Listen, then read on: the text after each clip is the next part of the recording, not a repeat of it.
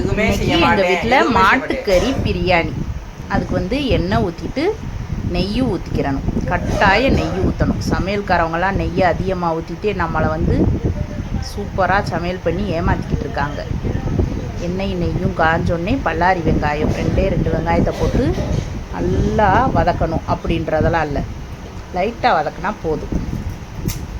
வதக்கிட்டு அதிலே தக்காளியும் போட்டுக்கிறணும். புதினா மல்லியும் போட்டு வதக்கிட்டு இஞ்சி பூண்டு விழுது போட்டுக்கணும். இஞ்சி கொஞ்சம், வெள்ளைப்பூடு கொஞ்சம், சின்ன வெங்காயம் அதிகமாக அரைச்சி அதையும் போட்டுக்கிறணும். நம்மளுக்கு வந்து வேலையை அதிகமாக காட்டுவாங்க, அப்படியெல்லாம் இல்லை. இதே மாதிரி செஞ்சு பாருங்க. உங்கள் பிரியாணி ஹோட்டலில் மாஸ்டர் பண்ணுற பிரியாணி மாதிரியே சூப்பராக இருக்கும். பண்ணி பார்த்துட்டு என்னை திட்டணும்னா கமெண்ட் பண்ணுங்கள்.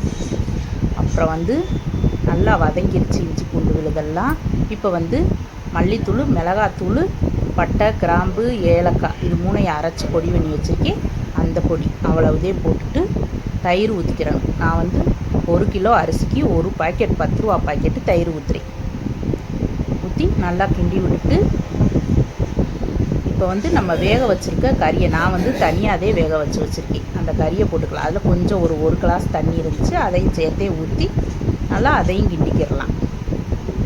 நம்ம சமையல் பண்ணுற சாப்பாட்டிலே பிரியாணி ஒன்றுதே சீக்கிரமாக பண்ணக்கூடியது, லேசான வேலை. இந்த சட்டியிலதே 1 சட்டி அரிசி இருந்துச்சு. நான் வந்து அதுக்கு வந்து 2 சட்டி தண்ணி கணக்குக்கு 1 கிளாஸ் முதல்லே தண்ணி இருந்துச்சு, அதை அட்ஜஸ்ட் பண்ணி ஊற்றிக்கிட்டேன். இப்போ வந்து உப்பு கறியில் வேக வைக்கும்போது உப்பு போட்டிருக்கேன்.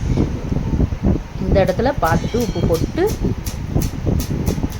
வந்து ஒலை கொதிச்சு நல்லா கொதித்த பிறகுமே நம்ம அரிசியை போட்டுக்கிறணும். நான் வந்து பிரியாணி அரிசியிலே 1 கிலோ எடுத்துருந்தேன். இப்போ அரிசியை போட்டு நல்லா கொதித்து இந்த அளவுக்கு தண்ணி சோறும் ஒன்றா ஆன பிறகு நம்ம வந்து தம் போட்டுக்கிறலாம். அதுக்கு மேலே வந்து நெய் தாராளமாக பச்சை நெய்யை ஊற்றி தம்மு வந்து தட்டு போட்டு மூடி மேலே சுடுதண்ணியை காய வச்சு அது மேலே ஒரு சட்டியில் வச்சு விட்ருக்கேன். இவ்வளவுதே இந்த பிரியாணிக்கு. நல்லா சூப்பராக வந்துருந்துச்சு பிரியாணி. உண்மையிலே மாஸ்டர் எப்படி பண்ணுறாங்களோ அதே மாதிரியே பண்ணியிருக்கேன். நம்ம வந்து நான் அதை போடலாம் இதை போடலாம் அப்படியெல்லாம் இல்லை, சிம்பிளாக செய்கிறோம், சூப்பராக சாப்பிட்றோம்.